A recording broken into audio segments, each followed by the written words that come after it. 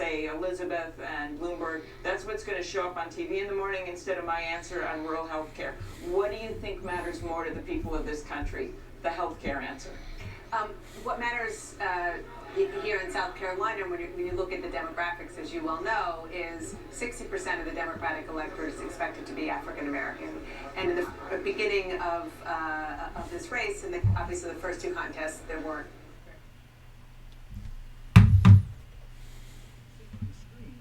Is where these words actually intersect.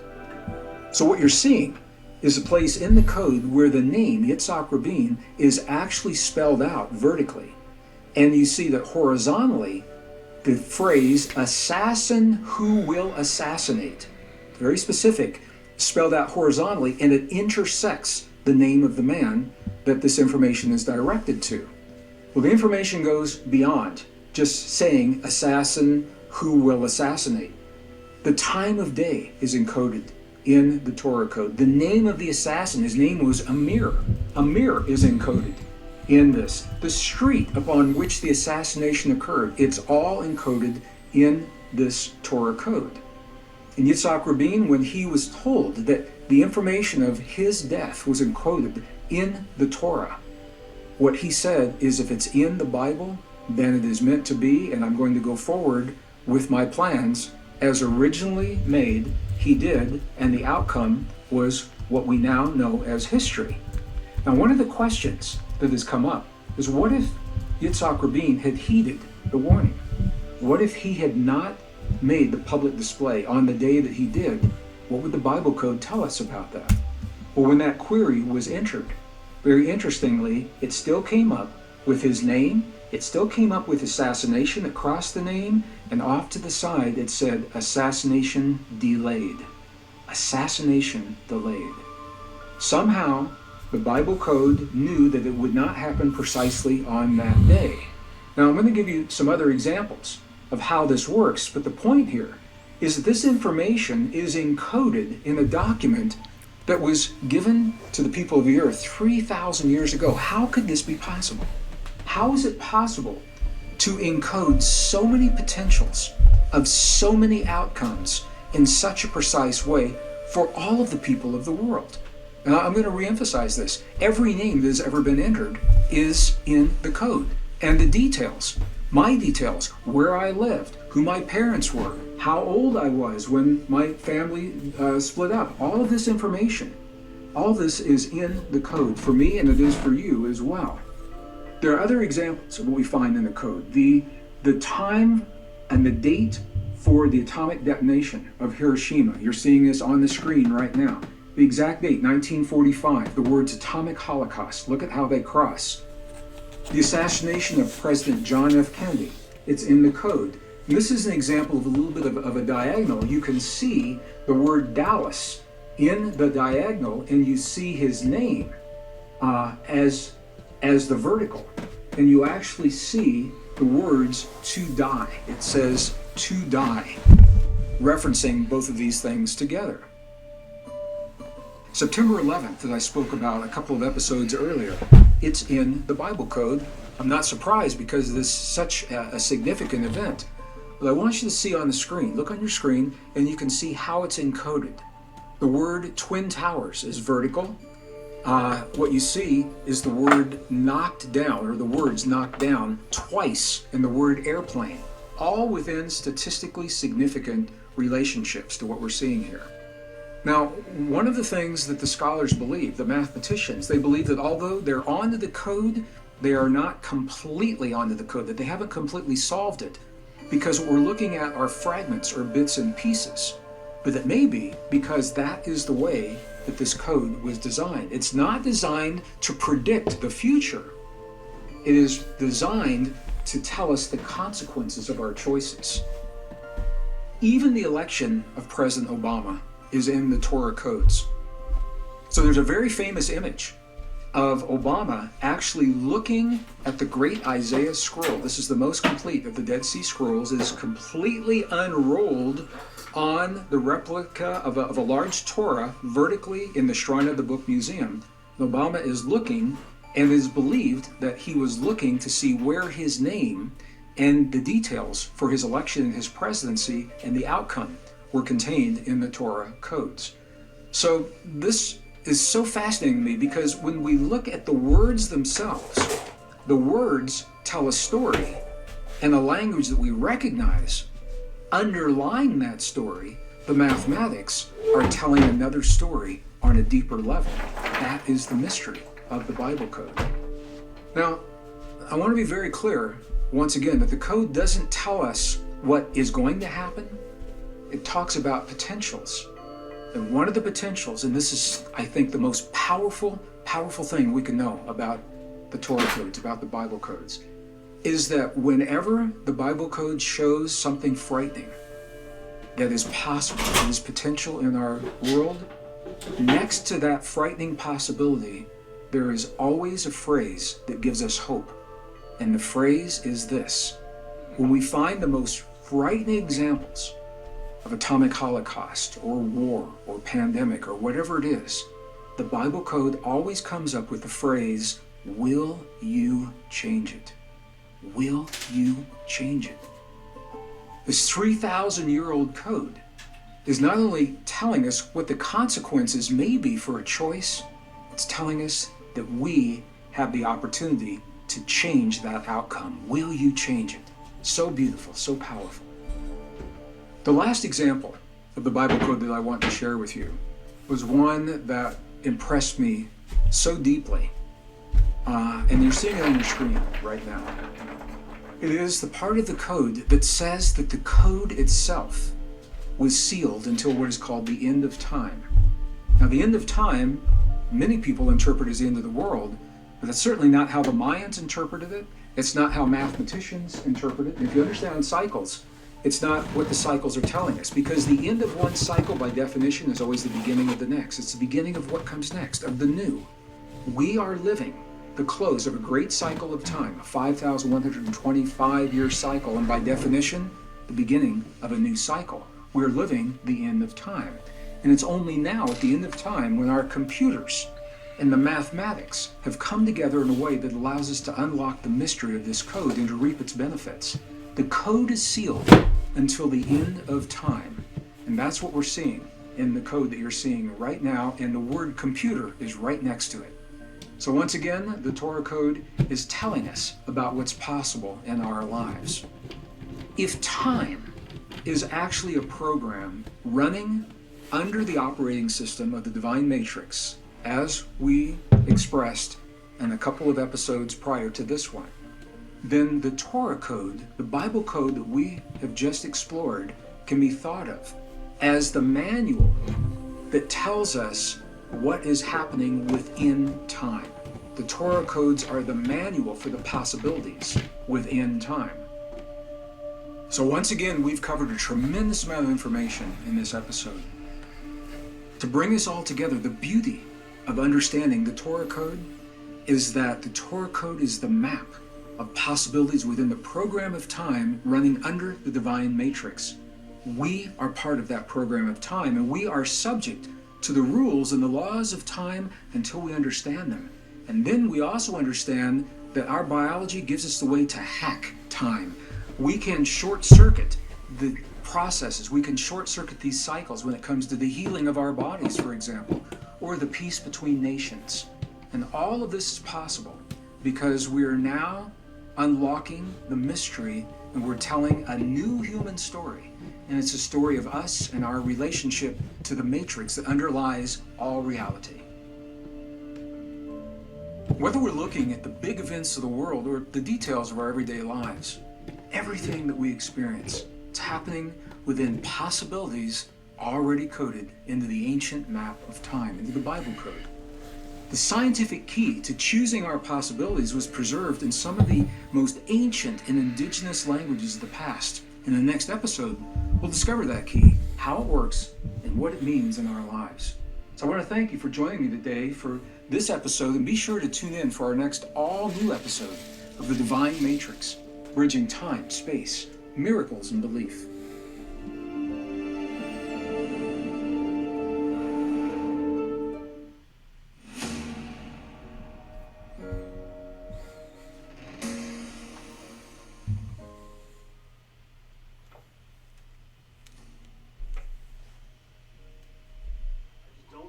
that we stand a chance of defeating President Trump if we're dividing people further. And in a place like South Carolina, for example, right here in Charleston, where Joe Cunningham almost miraculously flipped a seat and was able to turn that into a Democratic seat. And across the country, we got Democratic House members like that. We have got to make sure that we help them and have a top of the ticket who will help rather than hurt. Let me play for our viewers one of the moments where you made a similar argument in the debate. I'll tell you exactly what it adds up to. It adds up to 4 more years of Donald Trump, Kevin McCarthy as Speaker of the House, and the inability to get the Senate into Democratic hands. The time has come for us to stop acting like the presidency is the only office that matters. Not only is this a way to get Donald Trump reelected, we got a House to worry about. We got a Senate to worry about. You're really the only one on that debate stage making the argument, not just for yourself, for president, but for Democrats down ballot, and particularly the Democrats keeping the House. Well, I'm a mayor. I know how important these decisions that get made at the state level are, and as a president, none of the things we're saying we're going to do will come to anything, even if we do win the White House, if we lose the House and if we lose ground in the Senate. It's why it's so critically important. You know, one of the questions I get the most often from voters is, how are you going to get any of this done if Mitch McConnell is empowered to block you? And so we have a responsibility. I don't want our nominee to be stuck, to have House Democrats stuck explaining why we nominated Bernie Sanders when we could have nominated a Democrat. So, you made the point very clearly. You said Bernie can't win. You really believe that? Look, if he got nominated, I would do everything in my power to help, but I think it is a terrible risk to take in an election that we absolutely dare not lose. All right, so he came after you at one point, and I think if I have it right, I wrote down, he said you were running to billionaires for funding, to which you responded that you had, what was it, 2,000? Yeah, more than right here 2,000 in grassroots donors from right here in Charleston. Were you surprised when he came after I was you? not surprised, but I did appreciate the chance to clear it up because, he's got people thinking that's where most of our funding comes from. It's just not true. What he was talking about is less than a fraction of 1%. We raised the bulk of our campaign contributions from grassroots supporters. Folks, yes, I'm going to say it. If you're watching and you support my campaign, I need you to go to PeteForAmerica.com and chip in a few bucks because that is the lifeblood of our campaign, especially as we prepare for Super Tuesday. And what I really want to be talking about is a plan to win. My plan to win is not to define a campaign by whose help we reject, but to define our campaign by how we can draw people together, to call people in, not call them names online, to reach out to fellow diehard Democrats and independents, and even some of those crossover Republicans who are willing to consider voting for a Democrat, but not just any Democrat. On that note, I want to ask you the same question I just asked Senator Klobuchar, which is about where we are right now, South Carolina.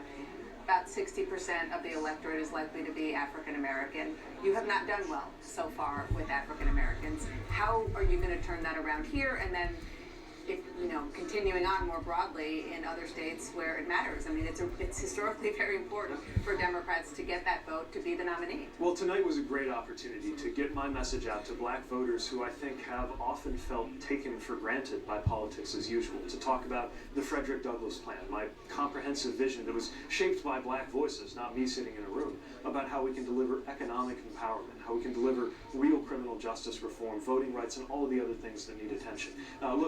Many of the candidates who are performing best with black voters, one of two things is true. Either they've been around for decades to get known, or they have built... In this case, I'm going to use the phi ratio of your age. Now, in other programs, we've talked about the phi ratio. It's a mystical, magical number. It's the number that governs the proportions of our body, the ratio of our shoulders to our elbow and our elbow to our wrist, the ratio of the tip of one finger to the first joint, and then the ratio of that distance to the next joint and to the next joint, the ratio of where our eyes are located on our face and the distance between our nose and our lip in proportion to the rest of our head. We see this unfolding beautifully as the spirals that we see in the nautilus shells, for example. There's a classic example. So this mystical phi ratio applies to so much of the natural world. I'm not surprised that it would apply also to cycles of time. So in the last episode, we used this to help us calculate in an algorithm that you did not see the cycles from one world event to a next within the overall cycle of time, 5,125 years. In this algorithm, We don't need that big cycle. We're talking about what has happened in your life from one point to the next to the next. So in this example, that number is 0.618. This is the phi ratio, mathematical representation of the phi ratio. And you would multiply that times your seed event age. My seed event age was 11 years of age. So when we multiply 0.618 times 11, we get the number 6.798. So my variable of the interval I sub phi, as you're seeing on the screen, is 6.798. Third step, very simple. We add this phi ratio interval, 6.798, to the seed event age at the time of the emotional event to determine when you can expect the conditions for that seed event to repeat again in your life. And once again, doesn't mean the event will occur. It means that when we can reasonably expect the conditions that precipitate the event to occur. And when you do this, you will get an age. Now, if that age is not your current age, that age will be an age in your past, and then you can look at the events of your life during the time that you were that age, and you can see how those events apply to the age. If you want to bring this cycle current, the age that you have just calculated now becomes the new input. It becomes the new seed for the calculation. We'll do this together. I'm just walking you through where this is going. It will become the new seed, and we'll go through the calculation again. So, in my example, the first calculation results in an age of 6.798 plus the age of 11, and that gives me the age of 17.798. Now, interestingly, this is precisely the age when I lost two very powerfully significant relationships in my life. One was the very first romance that I ever had, and you know, when you're young, those romances are important. I embarked upon a path when I lost my family. I tried as a child to recreate family on my own without having the greater family of my parents. So I began creating romantic relationships. I began creating family of my own at the age of 11. And my relationships were typically long lasting. So the first romance I had at 11, I lost at the age of 17. And for me at that time, that was a long period of time. That was very difficult. And I also lost a dear friend at the same time. I didn't lose him in life. I lost him as a friend. As different as these relationships were from one another, a friendship and a romance, the common denominator to both that I was able to later recognize, that in both instances, it was loss because I lost them both, but I lost them both to betrayal. Both of them betrayed my trust. Both of them betrayed my confidence. And it was the betrayal that was planted as the seed that I felt when my father left. That sense of loss and betrayal. And I'm giving you this as an example of how it played out in my life. So what I've just shared with you, this was the first repeat of the fractal cycle after the original seed event at the age of 11. When I plug this date back into the calculator, the next age that comes up as a cycle was the age of 24.596. Well, interestingly, this is precisely the age when, again, loss and betrayal played a powerful role in my life. In this instance, it was an academic betrayal, as well as the loss of a significant relationship. The academic betrayal was completely unexpected. I was studying as an undergraduate in a geology program at a full credit, 19 credits, and I was also working 3 jobs to pay for the out-of-state tuition that was allowing me to take this major. And while I was doing so, my GPA dropped briefly below the level that was expected at the time, and the university felt that I was not a good candidate to continue in a geology program. Now, where this gets really interesting is I end up leaving the university and working as a geologist during the first energy crisis of the 1970s and using my job to have academic credits to complete my degree. So I was actually paid for working as a geologist. At that time, I was working as a computer geologist, subsurface mapping during the energy crisis of the 70s. And the work that I was doing counted towards college credits, and I finished my degree in that way. But the university that I had trusted, that I'd put so much trust and faith into, simply looked at one parameter and they said, this is what's happening in your life. You're not a good candidate. And I interpreted that as a tremendous betrayal of an institution that I had a lot of faith in, that I trusted, and that I'd put a lot of time and energy into. Not surprisingly, once again, I lost an intimate relationship, a romance at the same time. Once again, both as loss, I was losing both, and once again as betrayal. The next fractal cycle that played out in my life as loss and betrayal was at the age of 38 years, 38.192 years. And this is a really interesting time for me because it was the loss of both a business and a financial betrayal, as well as the loss of a significant relationship. And I actually talked about this in a previous episode of this series. I mentioned that 3 people came into my life. All at one time, we were talking about the mirrors of relationship. One of those people had access to my finances. The other one was a business partner, and the third was a friendship. So it was these relationships. The person that had access to my finances took those finances, and I had no way to continue my business and life. And that was what forced me to stop and look and say, wow, what's going on? What is the pattern that's playing here? And that led me to the understanding of the mirror that we talked about, the mirror of judgment, mirror number 2 in the earlier episode. But the business relationship was also about betrayal. Here was a man that I had trusted with my livelihood. He had toured me for 6 weeks, all up and down the West Coast of the United States, from Washington State all the way down to Southern California. And I'd done really good work. I mean, I'd given it everything. And I was doing the presentations, I was doing interviews, I was doing keynotes, I was doing weekend workshops for 6 weeks. And at the end of the 6 weeks, this is when he said, we have the money to cover the expenses, we've broken even, but there's nothing left. And I actually went back to my home with less money after the 6 weeks than I had when I began. No money to pay my bills, my mortgage, insurance, nothing. And it was at this time that the person that I trusted in my personal life, my intimate relationship, went and took whatever money was there out of the bank. So these giving you some details, and maybe by sharing my experience, you can see parallels. I'm not saying exactly the same thing has happened in your life, but maybe you can see parallels in your life and begin to apply how these things work. The pattern was the same. It was playing out again. The pattern of loss and betrayal. The next time this pattern showed up in my life was the last time. And that's the really good news of being able to recognize these patterns.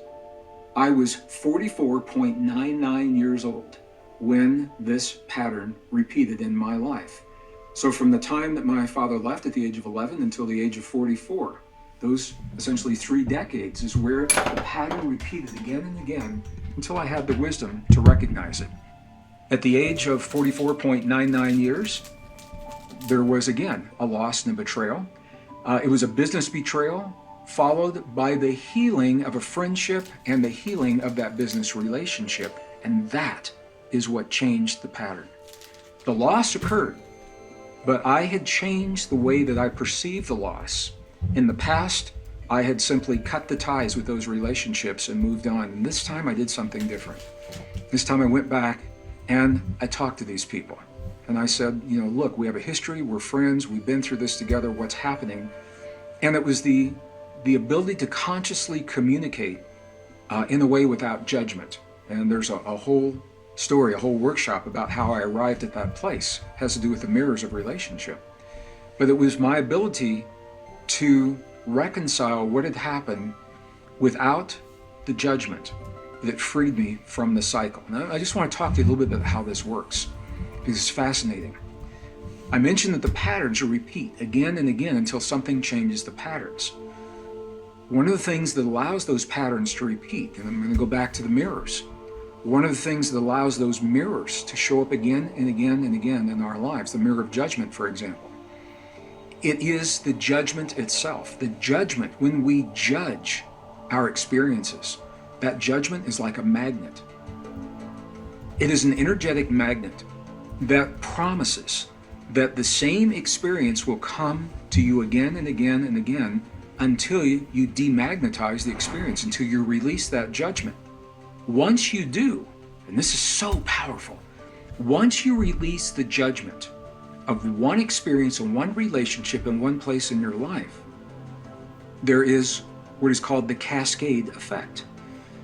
The cascade effect is you will see the ripples of that healing permeate all the other relationships in your life that are based on that same principle.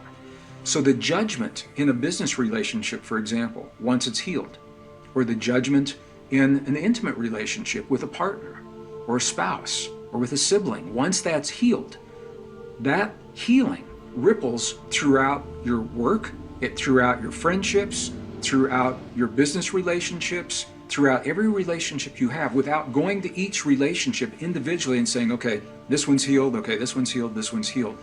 This is the value of understanding these patterns in our lives. So at the age of 44.99 years, I healed the judgment of loss and betrayal and what it had meant in my life. And the moment that I did that, that pattern shifted. I had created a seed for a new cycle, and the seed is what sets into motion a pattern of energy that will repeat on a rhythmic basis until something changes the pattern. Or maybe you don't want to change the pattern. If you've changed the pattern in a healthy way to abundance and success and trust, then there's every reason to believe that that pattern will continue in your life again and again and again until something changes. And if you don't want to change that pattern, it doesn't have to change. And I want to give you some examples of really good things that can happen from these kinds of changes as well, because the fractal cycles work for good and beautiful and powerful and positive changes, as well as the deeply significant emotional changes of loss and betrayal. After my father left our family, my mother and my younger brother and I, he's 4 years younger, we were left to be a family on our own. It was completely unexpected, at least to my mother. And I'll just tell you, as I mentioned earlier, it was an abusive, alcoholic, very dysfunctional family. So for me, even though it was about loss and betrayal, I was not that unhappy when my father left because we had relief in the family. On the one hand, and on the other hand, things changed for me. And this was back in the 1960s. We had no money. My mother had been a homemaker and a parent. She had not been in the workplace, and she found herself going back into the workplace and found how difficult it was to make enough money to cover the expenses for a household and two young boys. And I went to work at an early age to help contribute to that. Now, what I'm going to say next, I'm not necessarily bragging about it, and I'm not recommending that you do it. I lied about my age, and I went to work at an early age. I was 16, 17 years old when I went to work, and I began working in factories because the money was really good in the factories. So I had my first corporate paycheck at the age of 16, and I have to tell you, I remember it to this day in my 60s. I remember it as if it was yesterday. I was standing in line in front of an old-fashioned time clock where you used to punch in and punch out your time card. And I was with a row of all men that were working in a copper mill. It was a copper factory in northern Missouri. Very difficult conditions. Our shift, we were union shift. It was from 4 o'clock in the afternoon until midnight. And if we worked overtime, it was until 4 a.m. in the morning. So 12 to 12, or 4 to 4, 12-hour shifts. I remember the very first time that our supervisor handed me a physical paycheck. And he looked at me, and what he said to me, he said, "This is a man's wage for a man's work." A man's wage for a man's work. And it gave me the freedom to contribute to my family. And it set into motion a powerful seed for me. And that seed has continued with me throughout my life. It was the seed of abundance and success, because I understood that by my work, something good could come from that. I'm going to just share something else with you, and this is very personal. At the age of 11, when the family broke up, my mom gave me a book. And she said, I think this book will help you through a difficult time. Many of you I know this book. It was a book that was called The Prophet, and it was written by a man called Khalil Gibran. A very, very powerful book. Each chapter was just a couple of paragraphs or maybe a couple of pages, but they spoke volumes to me. And I remember there was a chapter on work.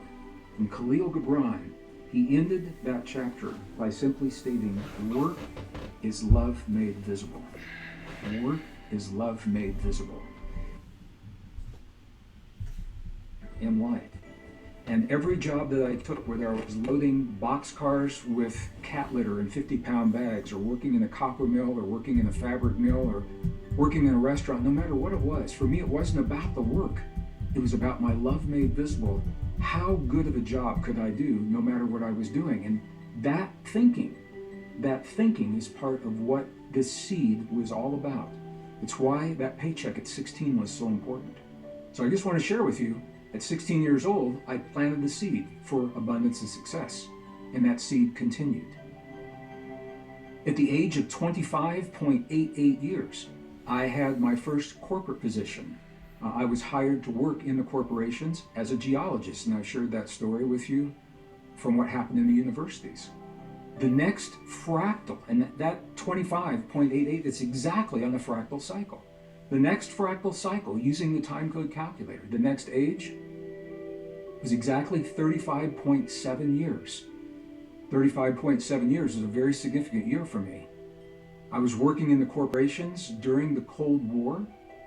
I was a software designer, and I received an award for the job that myself and my department had accomplished during that time, and the invitation to continue with another project.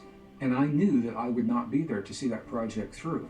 That was the year I left the corporations and began writing full-time and exploring the principles that you and I are talking about today. It's exactly when it happened. My next fractal cycle was the age of 45.6. And at 45.6, the fruits of my labor from leaving the corporations unfolded as my first corporate publishing offer. At that time, Random House offered me a publishing contract. I had self-published 2 books. They were successful enough for Random House to come and invite me to write a 3rd book with them. As I say, the rest is history. So I'm giving you examples. All of these things I just shared, you can see them on the time code calculator. When I planted that seed of abundance and success at the age of 16, I set into motion a pattern of energy. And that pattern is a pattern that has stayed with me on another level, beyond the hurt, beyond the loss, beyond the betrayal. Because these patterns play out this way in our lives. They play out again and again and again. Now, I want to mention something about these personal patterns that also applies to the global patterns that we talked about earlier. Because nature doesn't turn on a dime. I had a supervisor once, and he said, change in the world is kind of like change on a big ship on the ocean. He'd been a Navy captain during the Vietnam War.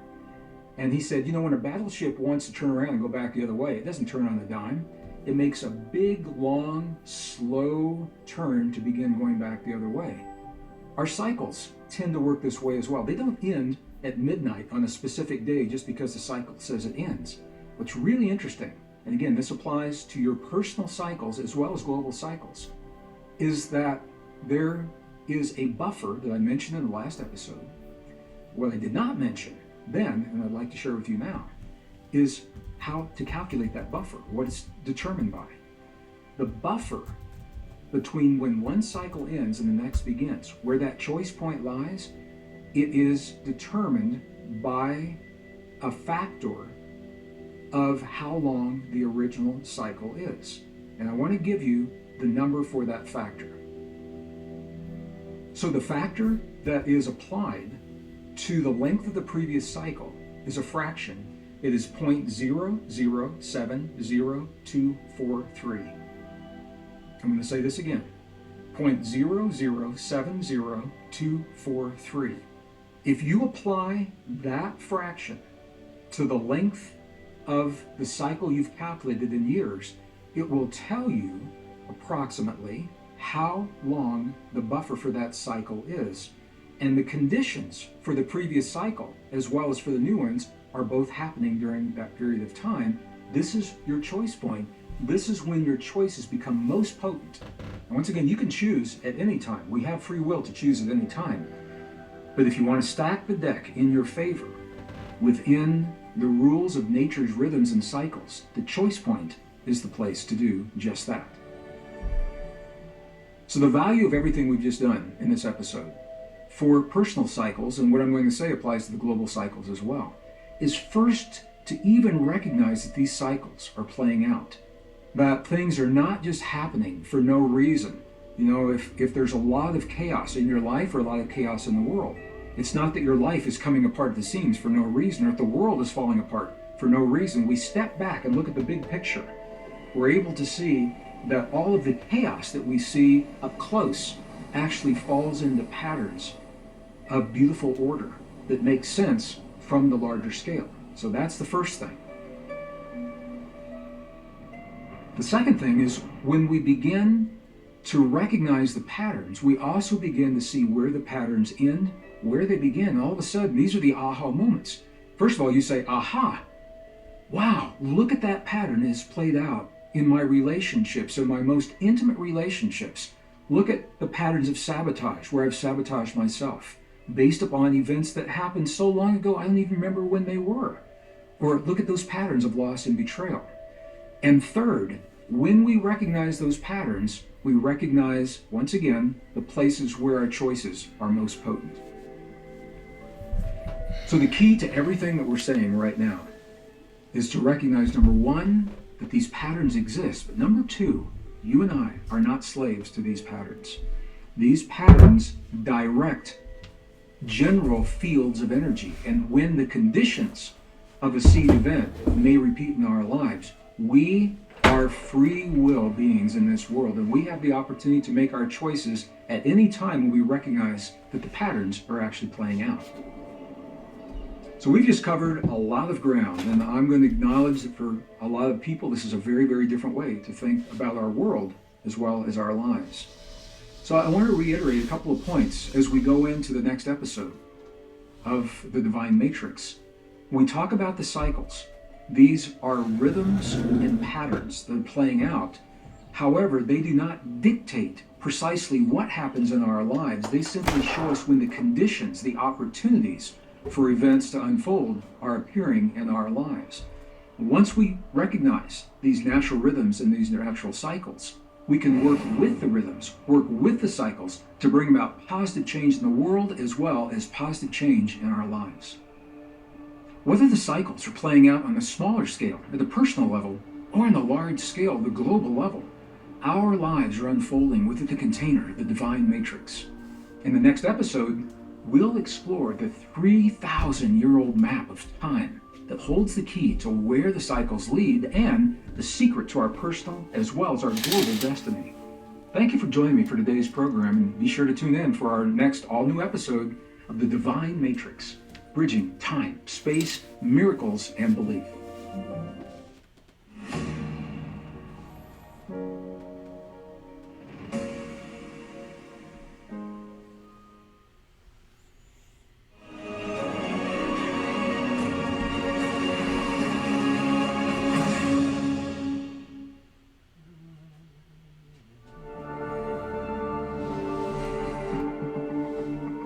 My name's Greg Braden. I'd like to welcome you to this very special presentation of Missing Links, the deep truth of our origin, history, destiny, and fate. In the last episode, we only began to scratch the surface of the extraordinary potential that's available to us through harmonizing our heart and our brain, marrying these two organs together. In this episode, we're going to apply what we've learned to life itself and to the secret of an extended lifespan. We'll also discover how our advanced nervous system triggers and actually supercharges our anti-aging mechanism so that we can have long, healthy, and vital lives. We've often heard it said that from the moment we're born, we begin to die.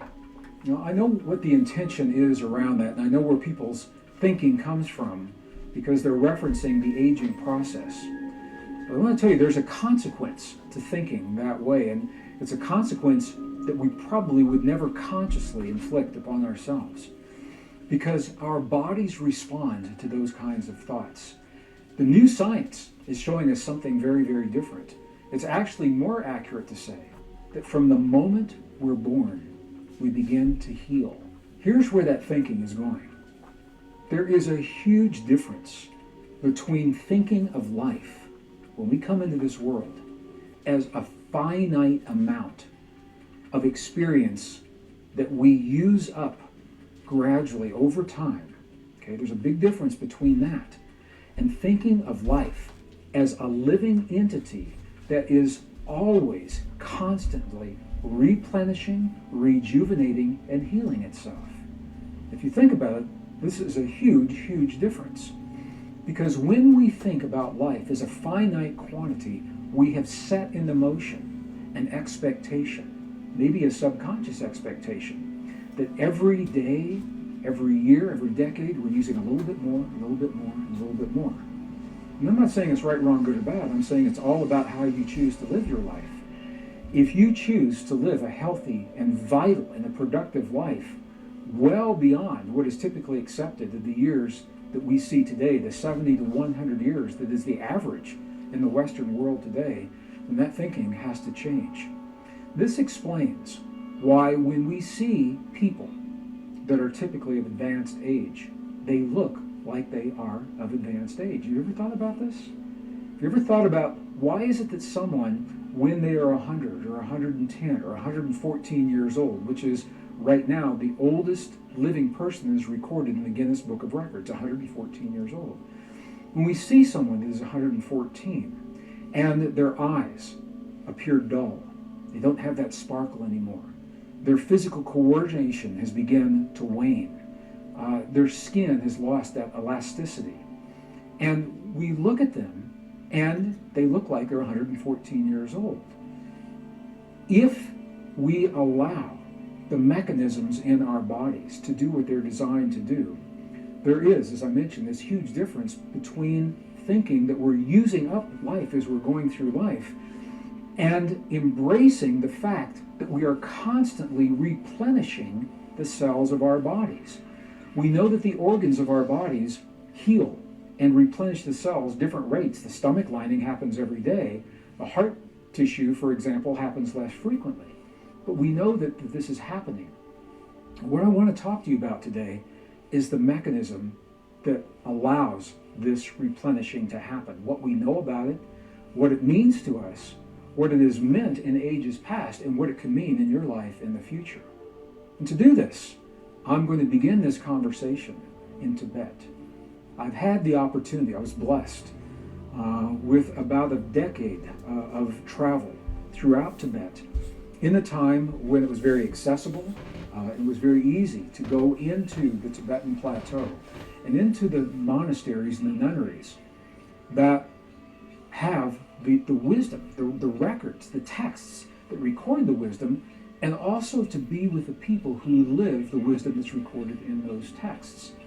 So there are 12 monasteries and 2 nunneries between the capital of Tibet, Lhasa, and the highest portions of the mountain ranges, where I would routinely go, and I had the opportunity to lead small groups of people into these places. And we would go into monastery after monastery after monastery, and nunnery after nunnery, and be with the people through the translators. We could sit with them in the chanting halls when they were doing the prayers and when they were doing their chants. And for me, this is the value, once again, of being with our indigenous family. It's something that we simply cannot get from the hieroglyphs on a temple wall or from the words on an old crumbling page. Because it's only through human interaction, heart to heart, mind to mind, eye to eye, God to God, human to human, that we can have the kinds of conversations where I can witness in them something that I may not understand. Their ability to create a miraculous healing in their physical body instantaneously, or to regulate their body temperature, to raise and lower that temperature instantaneously, when it's 15 degrees Fahrenheit outside, they can go and sit outside and consciously raise their body temperature to a point where that cold doesn't affect them. I wasn't taught about that in my life, in my culture. And so I can say to these people, how did you do that? How did you do what it is that you were doing? And they will answer me through the translator in Tibetan. And if I don't understand what they just said through that translator, I can go back and ask them again and again and again until I understand what's happening. And that's something I cannot do from the hieroglyphs of a Mayan wall or an Egyptian temple wall. That's why it's important to be with our family, our global family, and to preserve the wisdom in our time that's disappearing so very quickly that they preserved for hundreds, some cases thousands of years. So it was in Tibet, and it was in the 2000s, in this case in 2008, where I had the opportunity to go to one of the most remote monasteries. It took 6 days out of Lhasa just to get to the monastery. And once we were there, the only way to get to the monastery was through the local mode of transportation, a yak, which is an amazing way to travel, if you've never traveled by yak, up the mountain trail to the monastery. And it was in this place where I first encountered some of the nuns who I sensed were of advanced age, but I didn't know for sure. Because on the one hand, they looked like they might be, but on the other hand, they didn't look like elderly people that I had encountered in the West. Their skin was taut. It wasn't baggy and saggy. Their eyes were bright and clear. They had teeth. They had hair. Sometimes they shave their hair, especially the women, shave their hair for convenience, for hygiene, but it's still growing. And so it was in this particular monastery where I asked one particular woman, how old are you? And I asked because the Mother Superior was able to provide the papers. Now, this is one of those places in this program I cannot show you her face for security and to honor and respect her privacy and her safety. Okay, now I'm going to tell you about her, and then we are going to look at a couple of other examples where I can show you their faces, and you're going to see the same thing.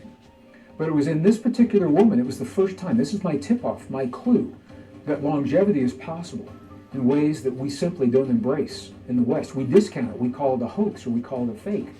But it's like those out-of-place artifacts. So many examples of advanced age are cropping up in so many places of the world. The anomalies are now beginning to tell a story, and the story is very different from the story that you and I probably have been led to believe in the past. The Tibetan nun that I'm talking about right now, when we saw her papers, what we saw is the confirmed date of her birth was 1885. All right? And the year that I was with her was the year 2005. We went back again in 2008.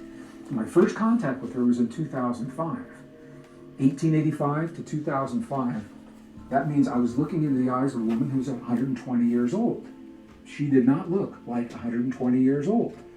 She lived in a single room. She walked to the river every morning, down a hillside to bring up the water. She grew a lot of her own food in the vessels and the vases that were available to her. Basil, tomatoes, herbs that she would eat every day on a very, very minimal diet. She was good, healthy, strong, and vital. And that told me that something is happening with her that maybe is happening with other people. Well, interestingly, I asked her what was her secret. And she looked at me through the translator and she said one word, compassion. She said, that's what we learn in these monasteries. That is the essence of our Buddhist teachings. It's all about compassion. We'll see in a moment why compassion would have an effect of longevity. Before we do that, I want to show you a couple other cases because I want you to see this isn't an anomaly. It wasn't long after I met this Tibetan woman that the national media ran a story about a woman in the Palestinian territories. And you're seeing her face on the screen right now because she made national news. This was on the Associated Press. This woman, when you look at her, ask yourself how old you think she is, because here's her story. She went shopping one day. She hadn't been out for a while. She had to go through a military checkpoint that she didn't have to go through before, didn't exist before. They looked at her papers. They said, your papers are expired. You have to go through the authorities and get some new papers. And that's when she made headlines, because when they checked back through her records, they found that her date of birth was 1888. And the woman you're looking at In the year 2008, she is 120 years old. Now, I'm not saying that she looks like she's in her 20s, but I think she looks really good for 120 years old. Her eyes are bright, her skin color is good, her teeth are good, she still has her hair. And I want to know, what is her secret? And she said the secret for her was the love that she had for her family, her children, her grandchildren, her great-grandchildren, her great-great-grandchildren. She said, they need me every day. What would they do without me? She said, I fix their meals, I help them with their schoolwork, I help them everything they're doing in their lives. I work in the garden so that I can prepare the food for them. She feels needed, and she loves her family, and she feels loved. That is a heart-based experience. All right? So that's two. And these are women, and I wanted to find an example that was of a male. And it was only through the research I was able to find what I'm about to share with you. And I'm sharing it with you. And I believe this is factual because it was documented by the military, and it was also documented in an article in Time magazine early in the 20th century. The man that you're looking at right now has a very interesting history. His name is Li Qingyuan. The image that you're seeing is a photograph that was taken of him in 1927 by the Chinese military. He was at the residence having a meal with an army general at the time. He was born in Sichuan, China. He spent the early part of his life as an herbalist. He was a high-altitude herbalist, and he was also a martial artist. So he lived in high elevation, thin air, a minimal diet of very specific kinds of herbs, and he learned about the energy of the human body through martial arts. He enlisted in the Chinese military at a relatively late age. He was 72 years old when he enlisted as a cartographer, and he is documented as enlisting in the Chinese military in the year 1749. Now, the Chinese keep meticulous records, and that's why I trust these records. 1749. He left the military, and he went back to his home in the mountains after he served as a cartographer at the age of 97. And 3 years later, the military records sent him a congratulations on his 100th birthday. That was the year 1777. They sent him another congratulations on his 150th birthday, and the records show this very clearly, in the year 1827. And this is where it gets really, really interesting. They sent him another congratulations for his 200th birthday in the year 1877. He died May 6th, 1933. His birth date, now the two different dates, he said that his birth date was later. He said he was only born in 1736. The military records, however, show that he was born in 1677. So either one of these is showing a man of tremendously advanced age. His age at death, was either 197 or 256. And this borders on what are called biblical ages. When he died, he was 7 feet tall. He had accomplished 14 marriages over 11 generations, and by some estimates had as many as 180 children that were attributed to his marriages. Time magazine wrote an article on him, on Li, and actually did an obituary May 15th, 1933. They acknowledged the validity of his longevity. And in this article, they asked, what was the secret to his long life? Before he had died, he had shared that secret.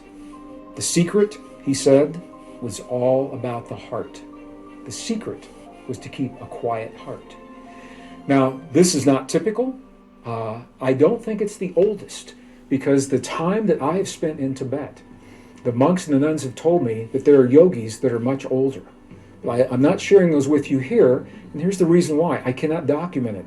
I cannot say to you factually, as a scientist, those yogis are actually 400 and 500 years old. And the truth is that the lives that I am told they live don't sound like very exciting lives. They live lives of ascetics, very little clothing. They don't move very much. They spend a lot of time in meditation, and their bodies they're strong and they're healthy, but they're not as engaged in everyday life. If I'm going to live 200, 300, 400 years old, I'd like to be very engaged in everyday life. From the time I was 5 years old, I told my mom that I would be in this world. I'd be on Earth for 200 years. I'm on the 200-year plan.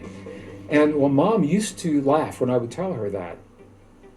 She later in life began to take it very seriously, and she would say that to me. When it came time to wish me happy birthday, she would say, I could wish you happy birthday. She said, but you're on the 200-year plan, so I have a lot more opportunities to do just this.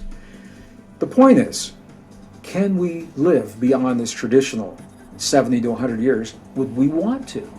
And a lot of times when I ask people if they want to, what they say to me is they don't want to, because to them, old age equates to suffering.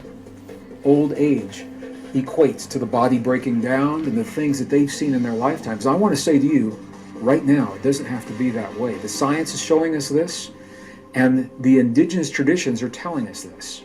What was the common link between the three people of advanced age that we just talked about? The Palestinian woman, the Tibetan nun, and Lee.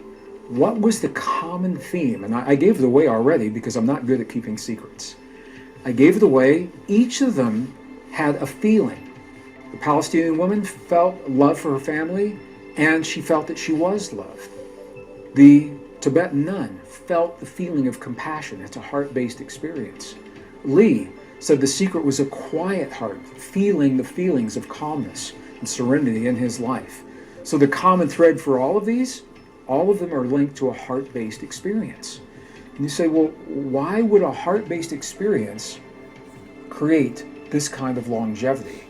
And the answer to that is the secret to where we're going right now.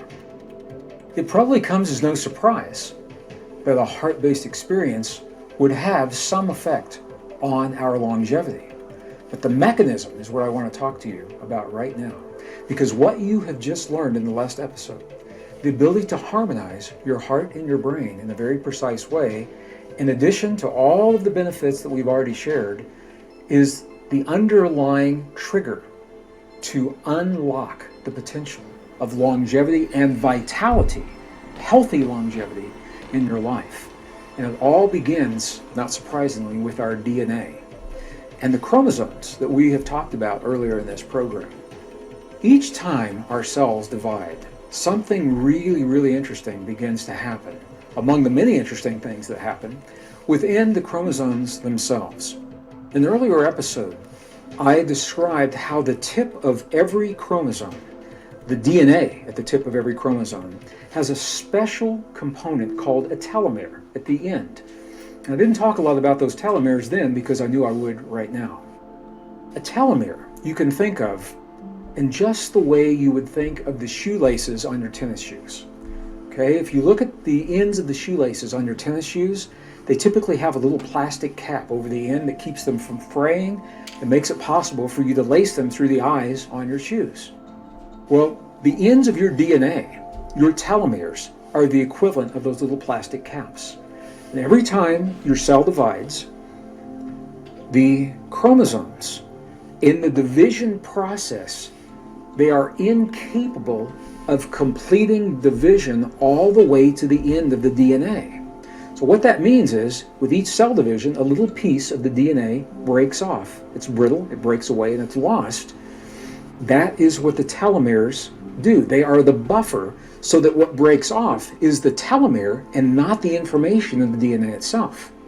So, when one cell divides into two, you lose a little bit of telomeres in the end. That's okay, you've got a lot left. Two divide into four, you lose a little bit more. You've got a lot left, but not as much as you did before.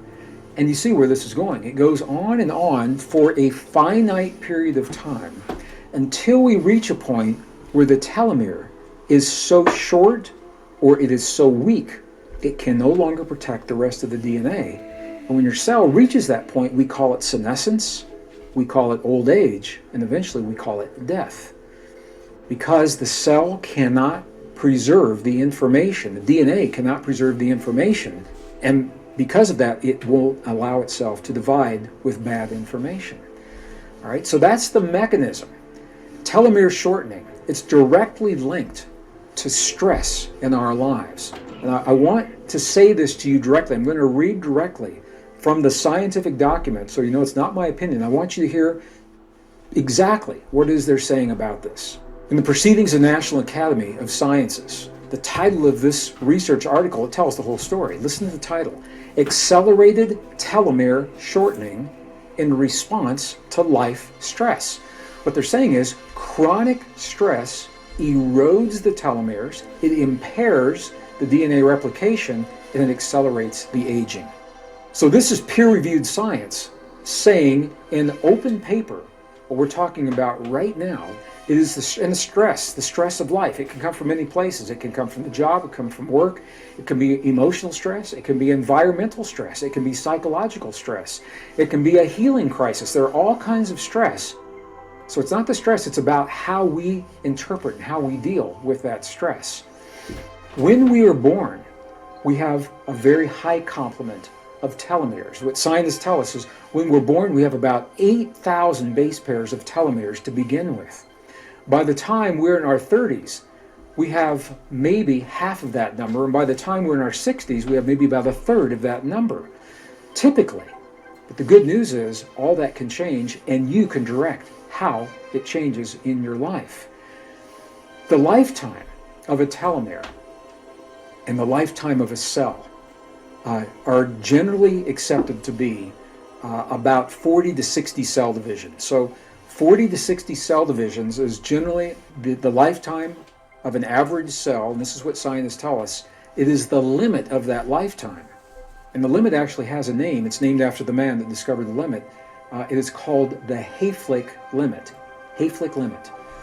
That is the number of times. The Hayflick limit defines how many times our cells can divide before they reach the point where the telomeres aren't working any longer.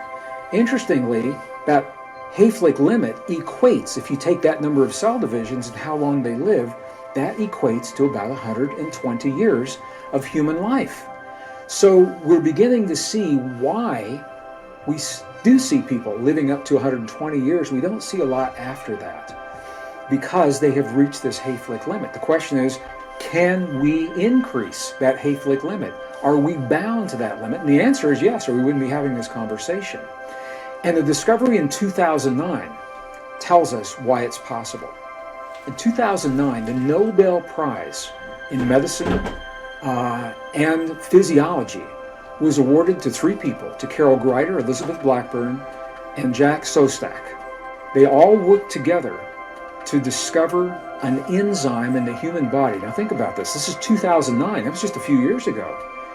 And they're still discovering things about the human body that we haven't known in the past.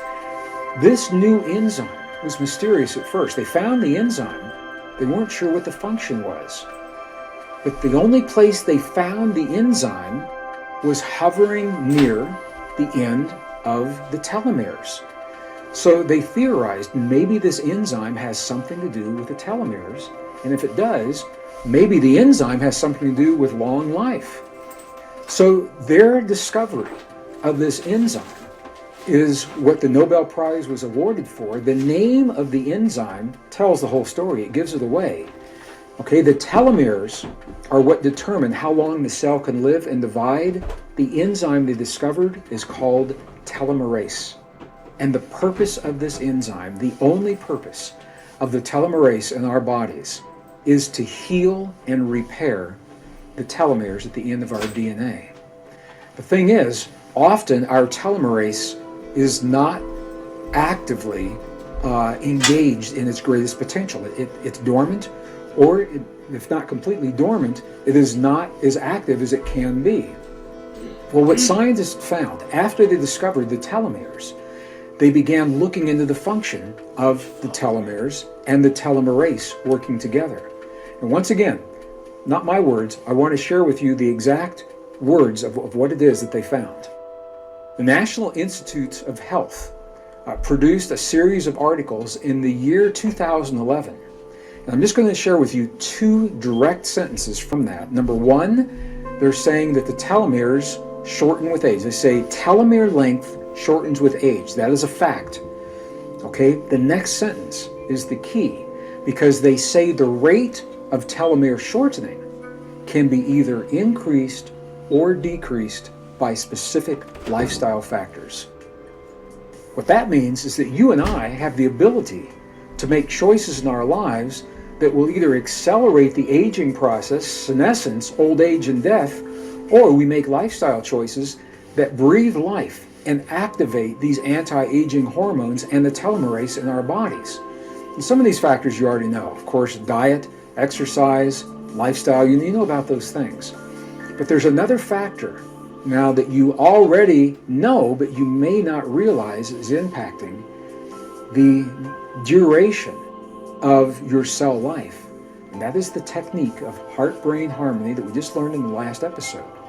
Because that technique of heart-brain harmony, as you activate that in your life, what it's doing is it's setting up the communication between your heart and your brain, and your breathing is telling your body that you're in a place that's safe, and that is redefining any stress that you may feel in your body. Remember, stress is one of the key factors to decreasing the length of the telomeres. So it's not just about meditating, and it's not just about saying a chant, although those things can help, but it's about creating this environment in our advanced and extended neural network that signals to our bodies that we are in a safe place where it is okay to put all the energy into the body, into the healing, the regeneration, and rejuvenation, rather than sending that energy in defense of the world around us through the stress of cortisol and adrenaline. I know it's a big idea. The bottom line is heart-brain harmony is a trigger for longevity. And what you're seeing on your screen right now, I didn't want you to just take my word for it. I want you to see this. You're looking at telomeres. These are photomicrographs of telomeres. I'm going to show you a before and after. This is a photograph of telomeres that are of advanced age. There aren't many of them left. They are the little pink areas that you're seeing. You're looking down at the end of a strand of DNA. Okay, and this is through the aging process. Now, the next image that you see is going to be precisely the same telomeres. However, the telomerase has been activated. And when it's activated, it will heal and reverse the aging process. And now you're seeing it right here. Look at this. That is the same telomere that now is rejuvenated. What you're seeing is anti-aging. You're seeing it real time in the DNA, and this is human DNA. What's possible in this slide is possible in your body. So modern science is now revealing, it's solving one of the deepest mysteries of the greatest truths of human existence. We are literally wired, I'm going to be personal, you are wired to thrive in life and to begin healing of your body. You begin the moment that you're born, and you can embrace that at any time in your life. In our next episode, we're going to take this idea of personal healing to an even deeper level with a bigger picture. And in doing so, we'll discover that the leading edge science that tells us our personal choices are the key to global cooperation and peace are available to us in our lives right now. Thank you for joining me for this program, and be sure to tune in for our next all-new episode, Missing Links, the deep truth of our origin, history, destiny, and fate.